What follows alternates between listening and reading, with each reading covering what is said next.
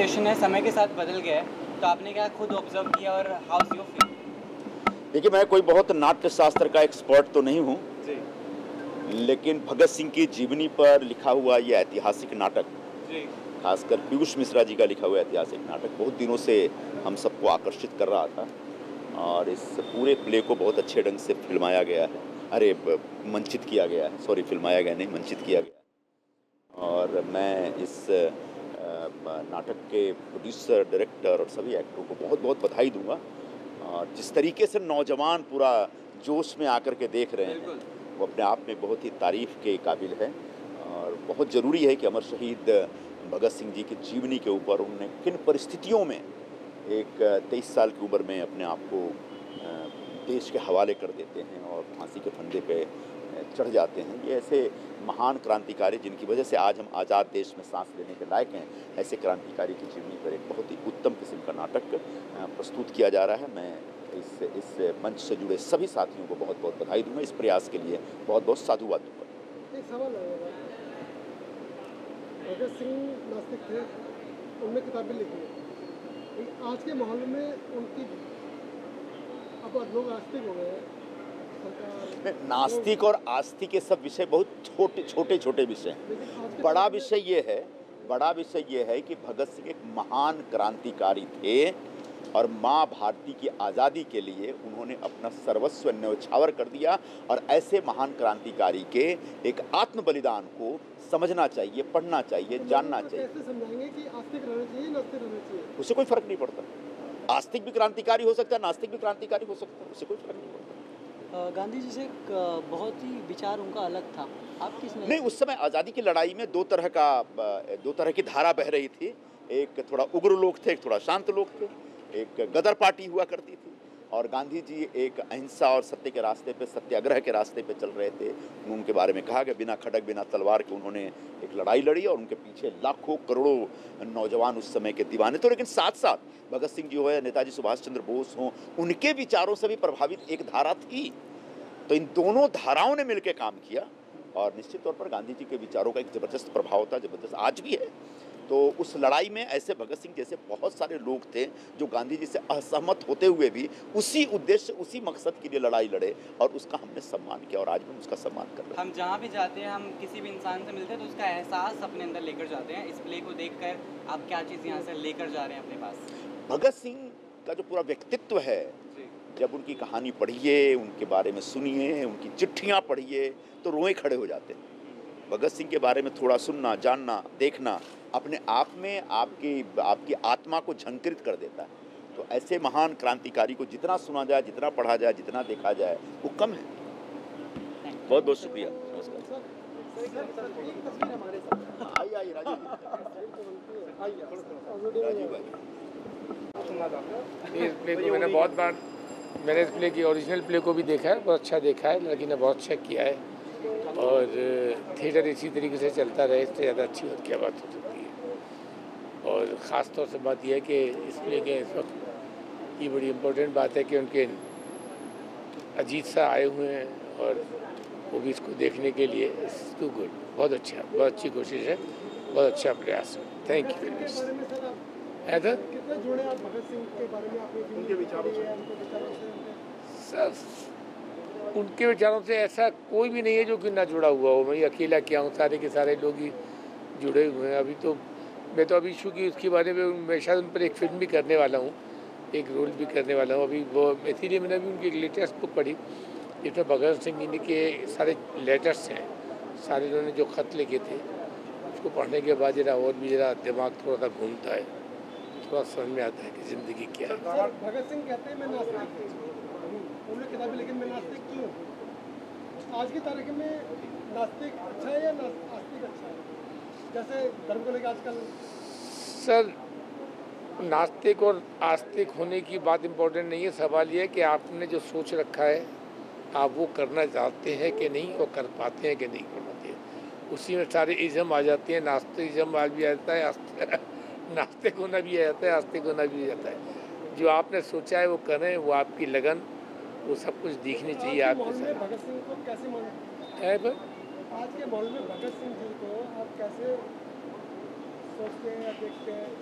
जैसे आजकल धर्म चाहते नहीं, ये अभी धर्म वाली बात तो सब नहीं की जा सकती। सवाल ये है कि अभी स्थितियाँ थोड़ी सी बड़ी अलग हैं, उस पर बहुत ज़्यादा बोला नहीं जा सकता। सर, धर्मा टॉकीज के जो कलाकारों ने आज परफॉर्मेंस दी है उनके लिए आप अपना कुछ कहना चाहिए? बहुत बढ़िया, बहुत अच्छा काम किया। मैं तो अभी मेरी तो मजबूरी है क्योंकि मेरे पास घर पर कोई आकर के बैठा हुआ है कॉस्ट्यूमिंग के लिए। सुबह मेरी शूटिंग है 8:15 बजे, तो इसलिए मुझे भागना पड़ रहा है, वरना मैं पूरी देख करके जाता थोड़ा जल्दी निकल। आने वाले दिनों में आपको कहाँ लोग देखेंगे, कैसे? है अभी अगली फिल्म देखेंगे आप, मेरा कैप्सूल गिल करके एक है फिल्म है अक्षय कुमार की, और एक भीड़ तो खैर अभी चली ही गई, और एक वो है काला पानी करके एक OTT है, एक वेब सीरीज है, वो देखिए सीजन का।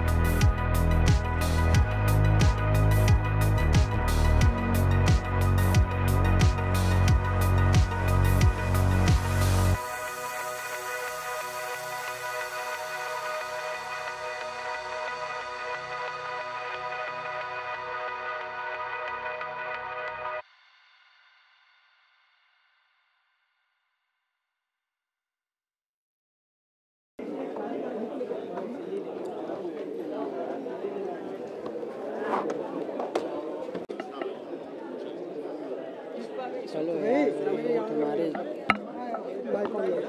मैं खाली उनका ही लूँगा, उनके सिवा किसी और का नहीं लूँगा। पहले पहले रुक जाइए, 1 सेकंड रुकिए सर का बाइक पर। ठीक है, साइड में रहिए ना। पर गगन दमामा बाजियो नामक जो नाटक का मंचन हुआ, बेहतरीन अदाकारी थी, बेहतरीन उसका स्क्रिप्ट था। मैं बधाई देना चाहता हूं आयोजकों को, ड्रामा टॉकीज़ को और सारे नौजवान साथियों को जिन्होंने इतना सुंदर यहाँ मंचन किया उस नाटक का, जो शहीद भगत सिंह और उनके साथियों के जीवन और उनके विचारों का सही प्रतिरूप था। और वो ये जताता था कि किस शिद्दत और किस जुनून के साथ उन नौजवानों ने हंसते हंसते बिना किसी स्वार्थ के देश की आज़ादी के लिए अपनी कुर्बानियाँ दी। ये आज़ादी जो हमें मिली ये बेशकीमती है, इसे बचाए रखना, इसे अक्षुण्ण रखना आज की नई पीढ़ी का कर्तव्य है। और ये नाटक हमें याद दिलाता है कि आज भी भगत सिंह और उनके साथियों के सपने पूरे नहीं हुए और उन आदर्शों को, उन सपनों को पूरा करने के लिए अभी निरंतर संघर्ष की ज़रूरत है। मैं अपने नौजवान साथियों को, यहाँ जितने रंगकर्मी हैं, उन्हें दिल की गहराइयों से बधाई देता हूँ कि ऐसा अद्भुत नाटक देश में भगत सिंह जी और उनके साथियों के जीवन पर पहले नहीं खेला गया। बहुत बहुत बधाई, बहुत शुभकामनाएं। ये संदेश गांव-गांव और घर-घर तक जाए और भगत सिंह के रास्ते पे चल के हम इस देश को स्वर्णिम भारत बनाएं, ये मेरी कामना। जय हिंद, जय भारत, इनकलाब जिंदाबाद। इनकलाब जिंदाबाद, इनकलाब एक सवाल है जी, भगत सिंह को लोगों ने कहा नास्तिक है, उन्होंने उस पर किताब लिख दी कि मैं नास्तिक क्यों हूँ। आज की तारीख में नास्तिक और आस्तिक में आप क्या देखते हैं? धर्म को धर्म एक अपनी निजी तौर पे अगर उसे इस्तेमाल किया जाए तो कोई हर्ज नहीं, लेकिन आज जिस तरह धर्म को एक हथियार के तौर पे इस्तेमाल किया जा रहा है, जो अंधविश्वास फैलाया जा रहा है, इसके खिलाफ भगत सिंह थे और उन्होंने अपने विचारों को, जैसे आपने बताया, बहुत स्पष्टता से रखा। आज ज़रूरत है कि हम एक वैज्ञानिक समाज की तरफ चलें, अंधविश्वास, रूढ़ियों और बुराइयों को छोड़ के समाज की एक आदर्श समाज की स्थापना करें। भगत सिंह और उनके साथियों के विचार यही हमें सीध दिखाते हैं। आज जो भटकाव है नई पीढ़ी में, इस देश में, अगर हम उन शहीदों के सपनों पे चलें, उनके विचारों को पढ़ें और जन जन तक पहुँचाएँ, तो ये सारा भटकाव दूर होगा और देश स्वर्णिम भारत बनने की दिशा में अग्रसर होगा। धन्यवाद। सर एक मिनट यहाँ